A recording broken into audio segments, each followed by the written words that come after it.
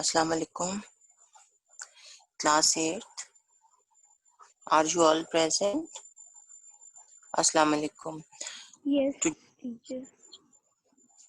Okay, beta. Have you got your copies checked? Yes, but my teacher a little bit is unchecked. Which one? Fill in the blanks and true false from the first chapter. Beta, maybe you have not done. You have not filled the blanks. I have filled the all blanks and true false. अच्छा कोई बात नहीं. I will check it next time when the Okay. next work will be done. ठीक है? Yes. Okay, beta. Now we are going to start our lecture from page number 78. We were doing the princely states. ठीक है कि how at the time of the partition जो subcontinent था it had 562 princely states और we have done कि how Hyderabad, Deccan and Junagadh जो थे वो taken over by the Indian government. ठीक है, इंडिया ने किस तरह वो ले लिए थे. ये we have done it in our last chapter, last class. Today we have to do Kashmir. Kashmir जो है वो पेज नंबर 78 पर है और हमने पढ़ना है कि how Kashmir was taken by the India ने किस तरह जम्मू और कश्मीर को हमसे ले लिया था. Although Jammu and Kashmir had 80% of population Muslims. Jammu and Kashmir was the largest and one of the most important states. ठीक है, सबसे बड़ी और बहुत important state थी जो कि princely state थी. और India believed that Pakistan in control of Kashmir might be strong. और India was of the view कि if Pakistan will get the Kashmir तो पाकिस्तान जो होगा it might be strong enough to threaten Indian security. तो अगर कश्मीर जो है वो पाकिस्तान के पास चला जाएगा तो मुसलमान जो है वो इतने स्ट्रांग हो जाएंगे कि वो इंडिया के लिए खतरा बन जाएंगे. इंडिया की जो सिक्योरिटी है, इंडिया का जो तहफ़्फ़ुज़ है उसके लिए मुसलमान जो होंगे they might be a danger. मुसलमान खतरा बन जाएंगे और बहुत ज्यादा मजबूत हो जाएंगे अगेंस्ट द इंडियंस. ठीक है, और इट्स पॉपुलेशन ऑफ 4 मिलियन, उसमें से जो उसकी पॉपुलेशन थी टोटल कश्मीर की दैट वाज 4 मिलियन. तो 75% जो थे उसमें वो 78% मुस्लिम्स थे. Means around 80% of the population of Kashmir जो थी कंप्राइज्ड ऑफ मुस्लिम्स, वो मुसलमानों की थी. But it was ruled by a Hindu maharaja. लेकिन जो उसका रूलर था ही वाज अ हिंदू. ठीक है, who did not want to join either India और पाकिस्तान. और वो हिंदू जो था, राजा जो था, he did not want to join either Pakistan और इंडिया. वो ना तो पाकिस्तान को ज्वाइन करना चाहता था ना ही इंडिया को ज्वाइन करना चाहता था.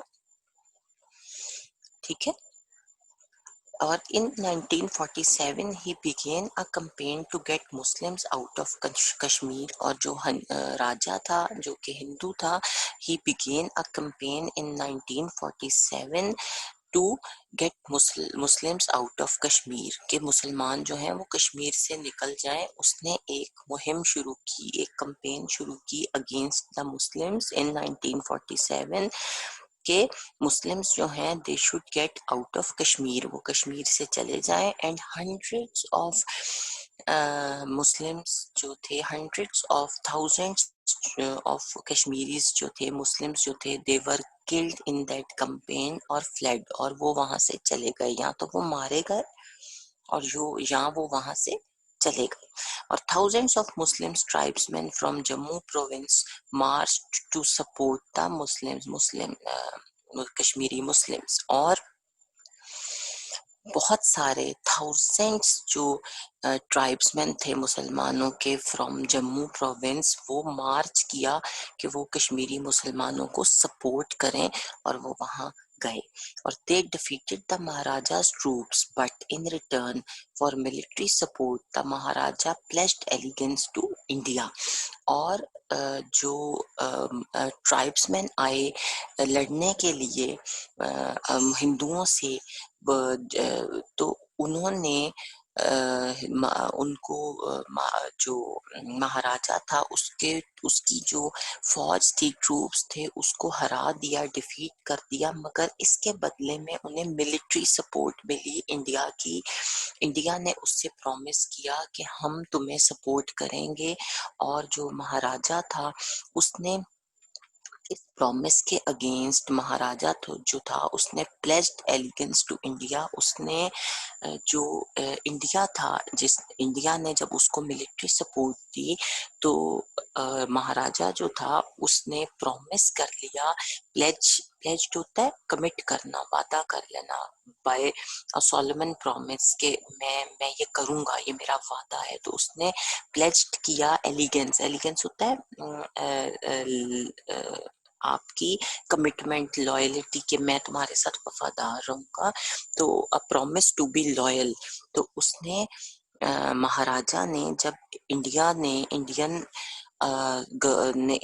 इंडियंस ने उसको सपोर्ट किया मिलिट्री के थ्रू, अपनी फौज के थ्रू, तो जो महाराजा था उसने प्रॉमिस किया to be loyal to the India, कि मैं इंडिया के साथ लॉयल रहूंगा, मैं मुसलमानों के साथ लॉयल नहीं रहूंगा।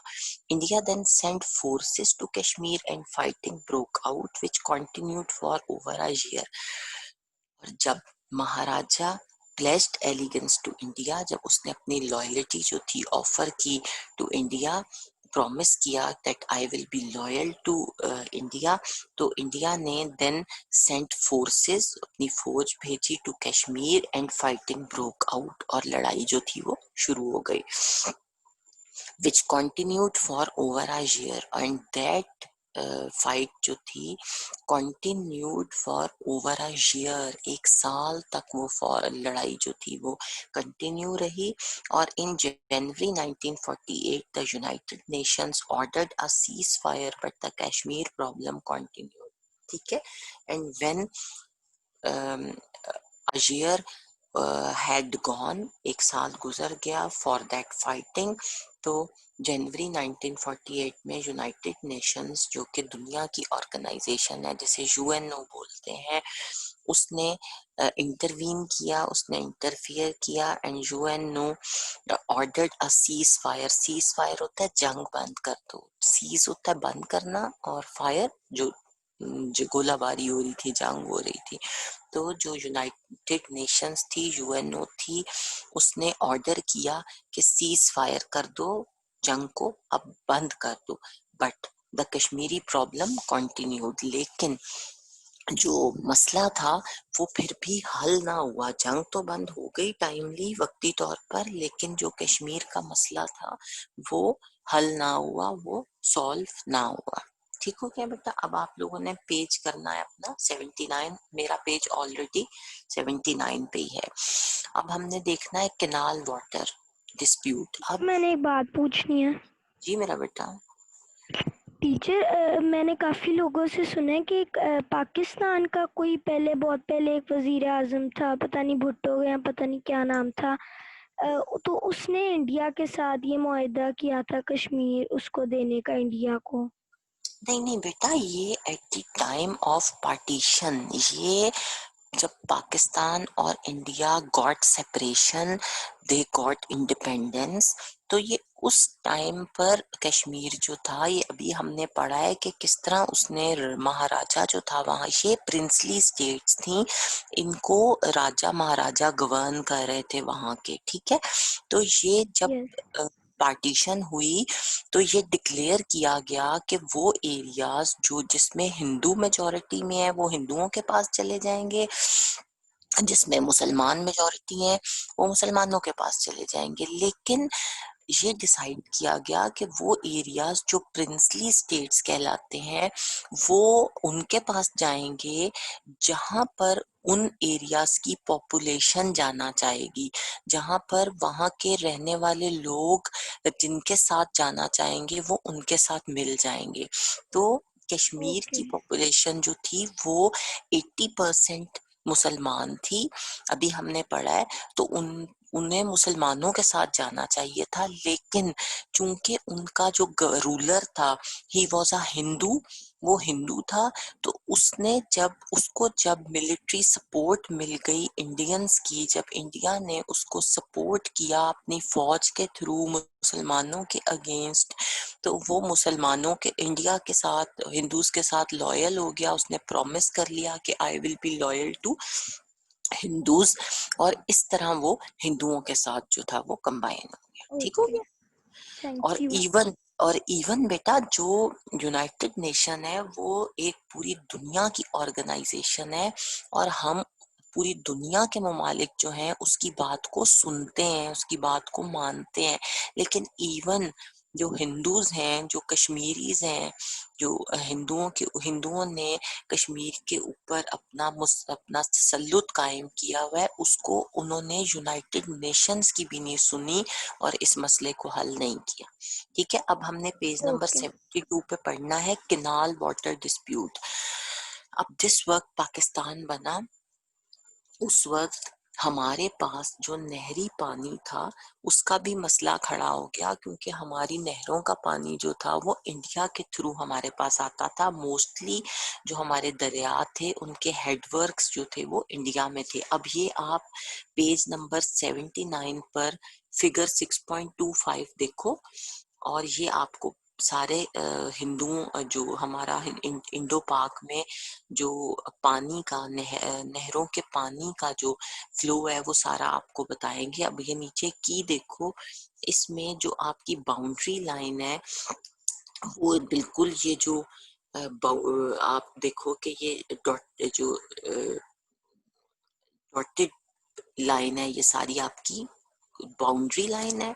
उसके बाद डिस्प्यूटेड टेरिटरी ऊपर आओ, ये जम्मू और कश्मीर की ये डॉटेड जो है ये सारी आपकी डिस्प्यूटेड टेरिटरी है। डिस्प्यूटेड टेरिटरी का मतलब ये झगड़े वाली है, ये ना इंडिया के पास, ना इंडिया की है ना पाकिस्तान की है, इसमें झगड़ा है। उसके बाद रिवर्स है, फिर ये आपको रिवर्स नजर आ रहे हैं। ठीक है, एक लाइन जो है अंदर जा रही है, ये आपको रिवर्स नजर आ रहे हैं, चिनाब, झेलुम, ये सारे। उसके बाद है हेडवर्क्स, ये आपको जिसमें एरोज ये पॉइंट्स लगे हुए हैं, ये रसूल headwork, Marala headwork, Madhopur headwork, ये हेडवर्क्स हैं। और उसके बाद ये आपको कैनाल्स नजर आएंगे। ठीक है, समझ आ गया ये सारा मैप? ये आपको पानी की फ्लो बता रहे हैं, नहरों का फ्लो जो है पंजाब में वो किस तरह था। टीचर हेडवर्क्स क्या होते हैं? बेटा, जहां से पानी कंट्रोल होता है, उसका हेड पॉइंट वो होता है कि वहां से पानी अगर आगे ओके। नहरों में बहुत ज्यादा पानी आ जाए, दरियाओं में बहुत ज्यादा पानी आ जाए, सैलाब आ जाए, या ओवरफ्लो होना शुरू हो जाए दरिया या नहरें, या पानी की जरूरत ना हो, मसलन जिस तरह बहुत ज्यादा बारिशें आजकल हो रही है ना, परसों कितनी बारिश हुई थी, कल कितनी हुई, जी। जिस तरह 5-6 दिन बहुत बारिशें होनी शुरू हो जाए तो दरियाओं में और नहरों में पानी ओवरफ्लो होना शुरू हो जाए, तो फिर उनके हेडवर्क्स जहाँ मेन कंट्रोल होता है पानी का, वहां से पानी को बंद कर देते हैं ताकि पानी वेस्ट ना हो। ठीक है, जिस तरह आपका घर का कोई ओके। मेन वेल्व होता है, एक तो दूसरे टैप्स होते हैं जिनसे पानी आता है, और एक मेन पीछे आपके होता है वेल्व, जिससे आपको आपने मेन पानी बंद कर देते हैं, या जिस तरह बिजली होती है उससे आप मेन अपना पीछे का जी। स्विच ऑफ कर देते हैं। ठीक है, अच्छा जी, अब हमने पढ़ना है कि एग्रीकल्चर जो था it was the basis of the West Pakistan economy और dependent on water provided by canals and rivers। अब जो पोर्शन पाकिस्तान को मिला जिसमें हम अब रह रहे हैं, that is called west Pakistan. तो वेस्ट पाकिस्तान जो था पंजाब में, उसका बेसिकली जो प्रोफेशन था जिस पे लोग जो थे वो डिपेंडेंट थे, वो था एग्रीकल्चर, ज़राअत, फसलों को बोना, फसलों से एग्रीकल्चर जो था वो बेस थी वेस्ट पाकिस्तान की इकोनॉमी की। जो वेस्ट पाकिस्तान की मईशत थी, इकोनॉमी थी, मनी मैटर्स थे, और वो रेवेन्यू था जो जनरेट होके आता था, वो पैसा जो वेस्ट पाकिस्तान के पास आता था, और वो डिफरेंट अपने प्रोजेक्ट्स के ऊपर उसको खर्च करना था, अपना मुल्क चलाना था, वो डिपेंडेंट था अपॉन दी एग्रीकल्चर, हमारी ज़राअत के ऊपर डिपेंडेंट था। और ये एग्रीकल्चर जो थी, ये किस चीज पे डिपेंडेंट थी? The agriculture was dependent upon the water, पानी। जाहिर है पानी के बगैर फसल नहीं उगती। और ये पानी जो था ये कहाँ से आता था? फ्रॉम वेयर इट कम्स, वो पानी जो प्रोवाइडेड था बाय कैनाल्स एंड रिवर्स। तो दरियाओं और नहरों से जो पानी वेस्ट पाकिस्तान को मिलता था, उसी के ऊपर डिपेंडेंट था पाकिस्तान, वेस्ट पाकिस्तान का, पंजाब का एग्रीकल्चर, हमारी ज़राअत। और हमारा मुल्क जो था वो basically is an agricultural country. तो जाहिर है आप अपने घर में कोई पौधा लगाओगे, ठीक है, और अगर उसको आप रोज थोड़ा थोड़ा पानी नहीं दोगे तो वो खराब हो जाएगा ना। तो पानी आपके पास होगा तो दोगे ना। अगर आपके घर पानी नहीं आता और आप पानी मिनरल वाटर खरीद के पीते हो, तो वो तो आपका दिल नहीं करेगा कि आप पौधों को लगाओगे इतना महंगा पानी। तो अगर आपके पास पानी आएगा तो आप पौधों को लगाओगे ना। उसी तरह जो पाकिस्तान का वेस्ट पाकिस्तान का इकोनॉमी थी, it was dependent upon the agriculture, और that agriculture was also dependent upon the availability of water, और from where that water comes, that water जो था was provided by the canals and rivers. ठीक है, और कौन कौन से रिवर्स थे जिनसे पानी मिलता था? बियास, रावी एंड सतलुज। ठीक है, इनसे पानी जो था वो, इनके पानी के ऊपर डिपेंडेंट था our agriculture, and which entered Pakistan from India. और ये जो दरिया थे ये इंडिया के रास्ते से होकर पाकिस्तान में आते थे, क्योंकि पहले सब कॉन्टिनेंट जो था वो यूनाइटेड था, तो कंबाइंड थी सारी चीजें। तो ये दरिया जो थे ये बेसिकली इंडिया से होकर इंडिया से पाकिस्तान की तरफ आते थे। ठीक है, the new borders cut off headworks which controlled the water supplies, canal water supplies। और जब नए borders बने, इंडिया और Pakistan got independence, subcontinent was divided, तो जो हेडवर्क्स थे, जो मेन जहां पर कंट्रोल था पानी का, वो कट ऑफ हो गए। जाहिर है पाकिस्तान के पास ना आए, और वाटर सप्लाई जो थी वो कंट्रोल कर ली इंडिया ने।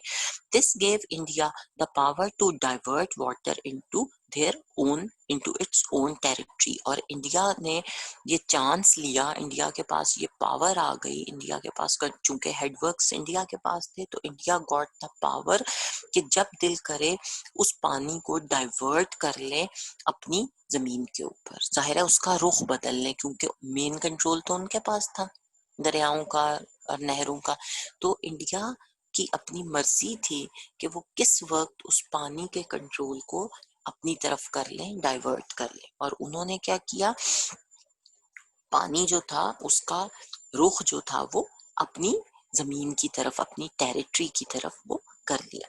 In 1948, India cut off water which was needed to irrigate 1.66 million acres of Pakistan farmland। और 1948 में after the creation of Pakistan, India जो था उसने कट ऑफ कर दिया पानी को, उसने अपना पानी जो था उसको उसका कंट्रोल लेके उसको पाकिस्तान को कट ऑफ कर दिया, पाकिस्तान को महरूम कर दिया पानी से।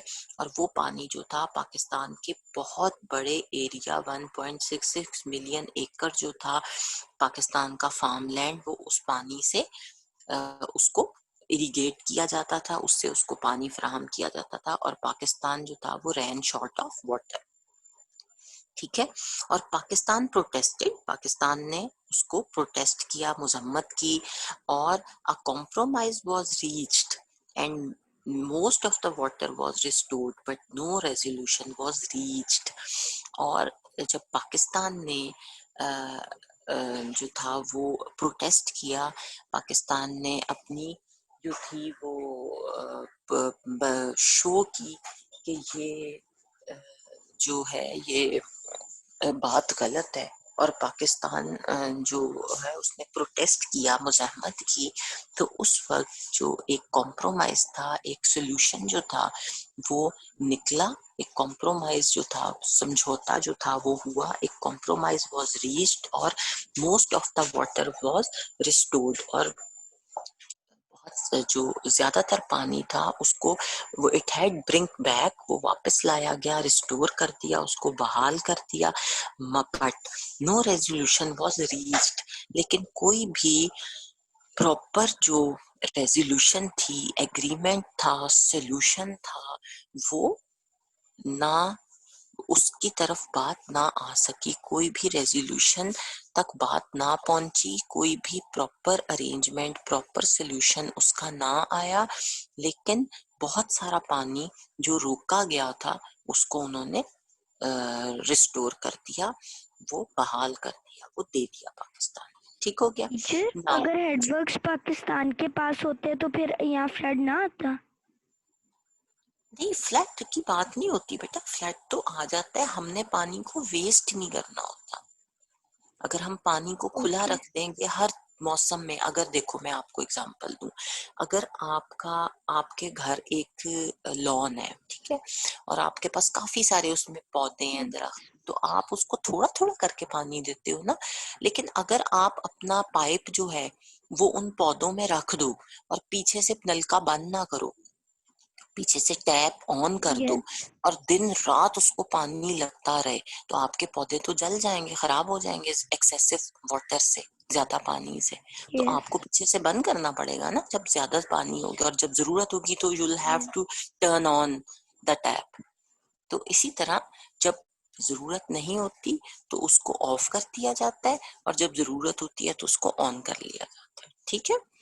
Now okay. द और टीचर डिविजन ऑफ, एक और बात, बीज तो पूरा इंडिया के पास चला गया होगा ना? हाँ जी, हाँ जी, रिवर। यस, हाँ जी, यस। ठीक है। अच्छा, अब है डिवीजन ऑफ एसेट्स। अब एसेट्स क्या थे? पाकिस्तान और इंडिया के पास जो भी चीजें थी जो उस वक्त जो थी, वो पाकिस्तान और इंडिया मिल के इस्तेमाल कर रहा था, क्योंकि they were living together in a united India.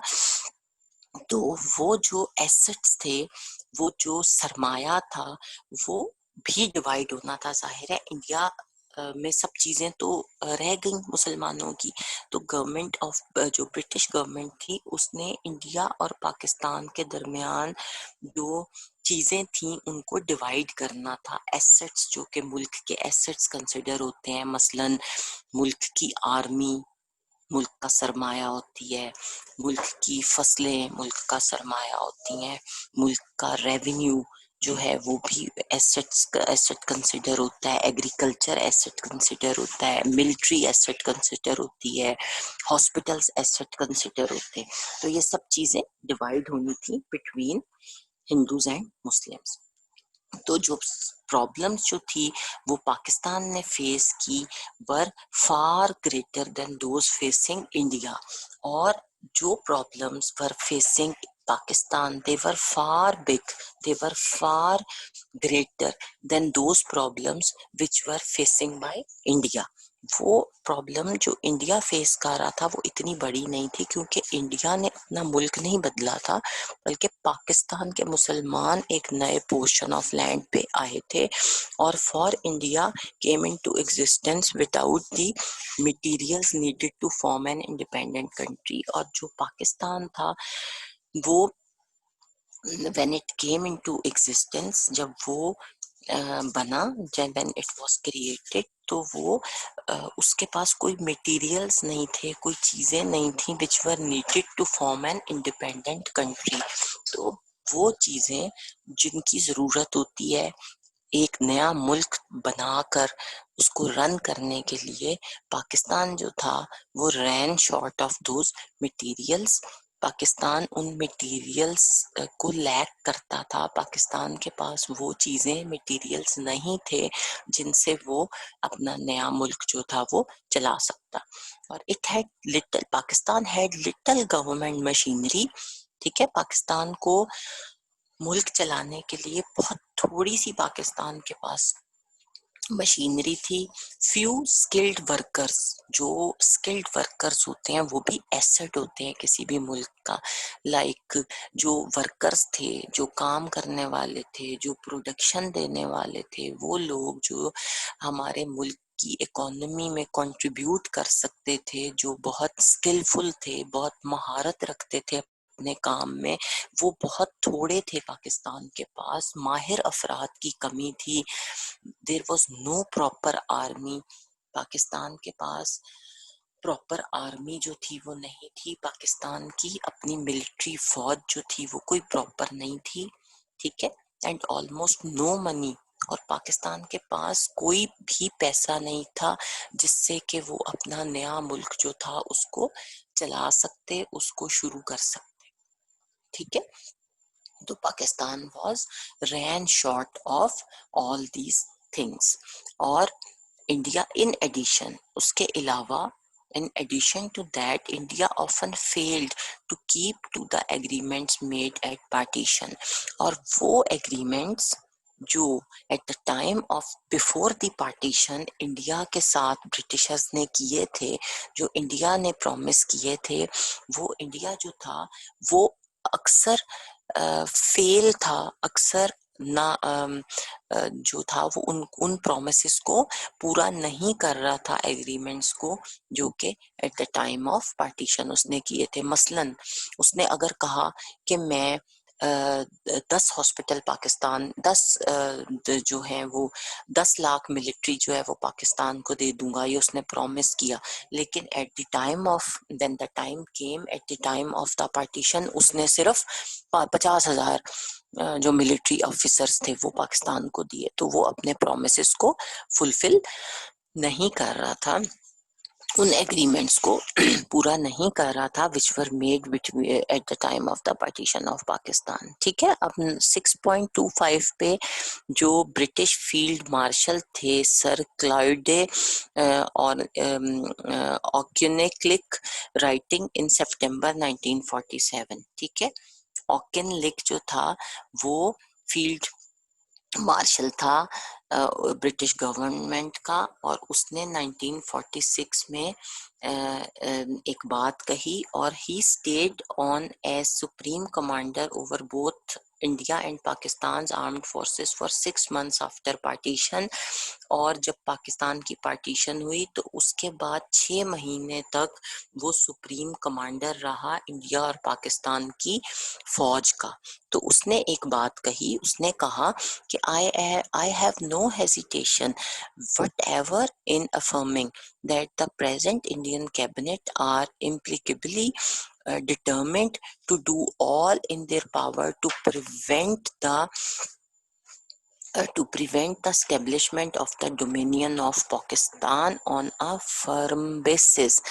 उसने कहा कि मुझे कोई हेजिटेशन नहीं है, I have no hesitation, I am it is confirmed कि जो भी whatever in affirming that the present India cabinet, कि मैं ये बात यकीन से कह सकता हूँ, affirm करता हूँ कि जो पाकिस्तान की इंडिया की प्रेजेंट गवर्नमेंट है, कैबिनेट है, वो जो है वो इम्प्लीकेबली डिटर्मिन्ड है, वो श्योर है उस चीज को, हम वो नाकाबिले तस्खीर है इस बात को, वो अनअटेनेबल है, वो डिटर्मिन्ड है कि हमने अपनी तमाम पावर को इस्तेमाल करना है ताकि हम पाकिस्तान की जो डोमिनियन है, पाकिस्तान का जो वजूद है, एस्टेब्लिशमेंट है, उसको रोक सकें, उसको उसके अंदर रुकावट डाल सकें, हम पाकिस्तान को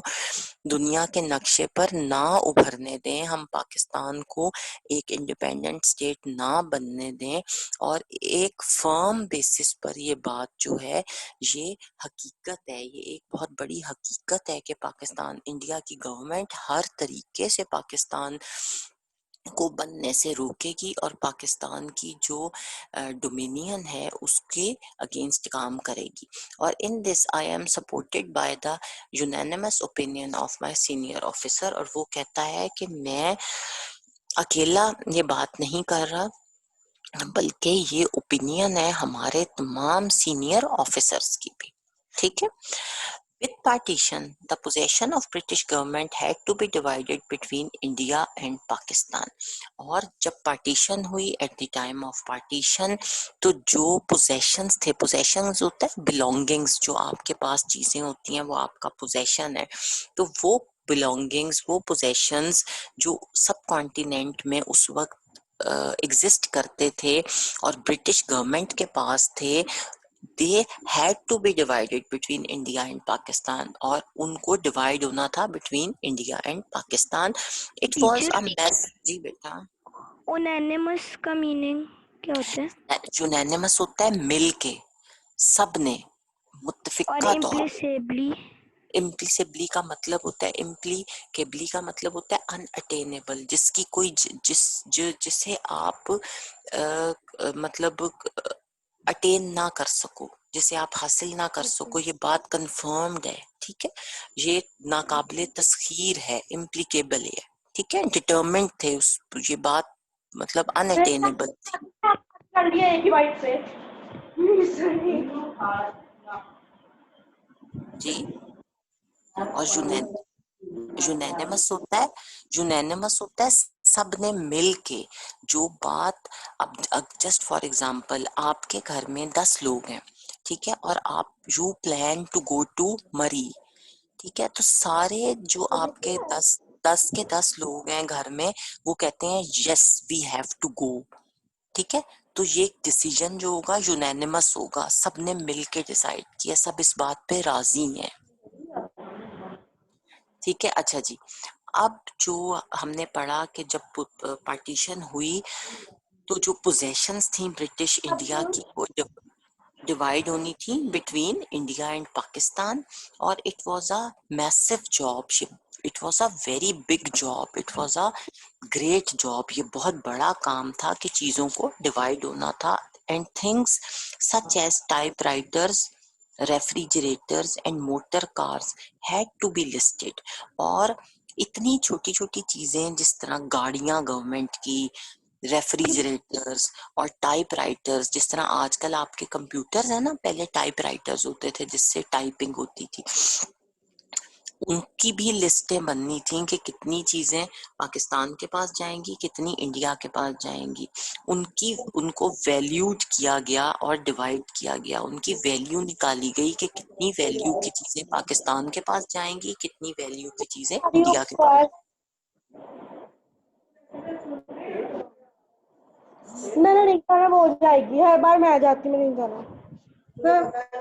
मुझे नहीं पता कौन सी कह रही हो। ईमान माई कौन है? ठीक हो गया बेटा। The India was for Pakistan to receive 17.5% of the subcontinent's asset।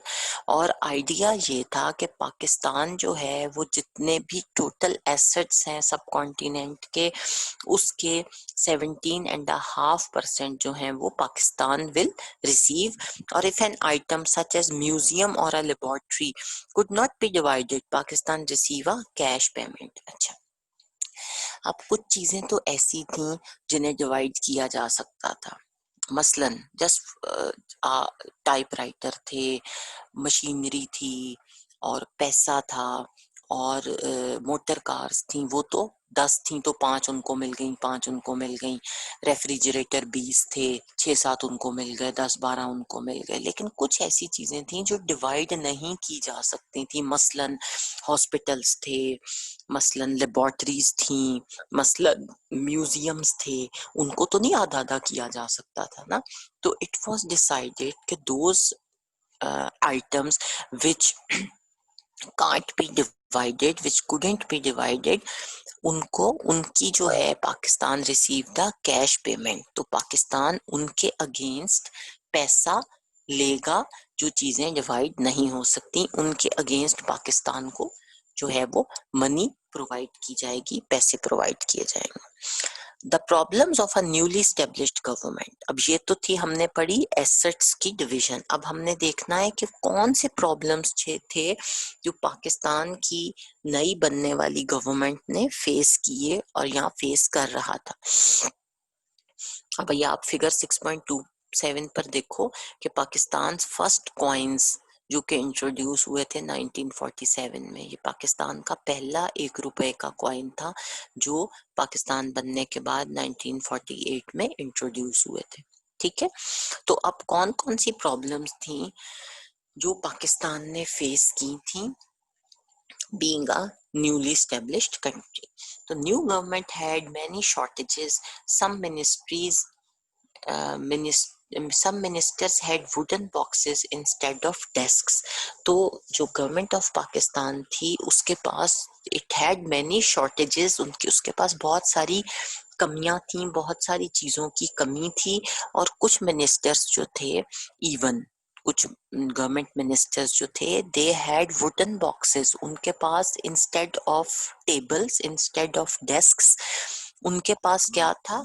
उनके पास वुड लकड़ी के बॉक्सेस थे जिनको यूज करते थे एज अ फाइल। वो एज अ डेस्क उन वुडन बॉक्सेस को यूज करते थे।